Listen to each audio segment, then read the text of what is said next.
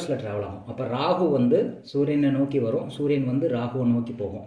அப்போ ராகுவால் இந்த சூரியனுக்கு வந்து பாதிப்பு இருக்குது அப்படின்னு சொல்லி நம்ம கன்ஃபார்ம் பண்ணுறோம். ராகுவால் சூரியனுக்கு பாதிப்பு இருக்குது அப்படின்னா அது எந்த மாதிரி பாதிப்பு அப்படின்னா, இந்த உறவுக்கு வந்து ஏதோ ஒரு வகையில் வந்து பாதிப்பு ஏற்படும். அதாவது சர்ஜரி பண்ணலாம். ராகுங்கிறது சர்ஜரி குறிக்கிறது, மயக்க மருந்து குறிக்கிறது, விபத்தை குறிக்கிறது. இந்த மாதிரி நிறைய விஷயங்கள் வந்து ராகு வந்து செய்து அதில் ஏதோ ஒரு ரீதியாக வந்து இந்த உறவு வந்து பாதிக்கப்படும். அப்போ சூரியன்கிறது பொதுவாக கிரக ரீதியாக பார்க்கும்போது அது தந்தை, மாமனார், மூத்த சகோதரன்னு குறிக்குது.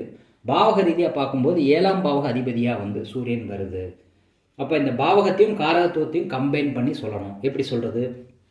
இப்போ 7ஆம் பாவகங்கிறது கணவனை குறிக்கிறதா அல்லது மனைவியை குறிக்கிறதா அப்படி எடுத்துக்கோங்க. அப்போ இந்த மனைவியோட அப்பாவை தான் இந்த சூரியன் குறிக்கும், அல்லது கணவரோட அப்பாவை தான் இந்த சூரியன் வந்து குறிக்கும். அப்போ நீங்கள் எப்படி எடுத்துக்கணும் அப்படின்னா,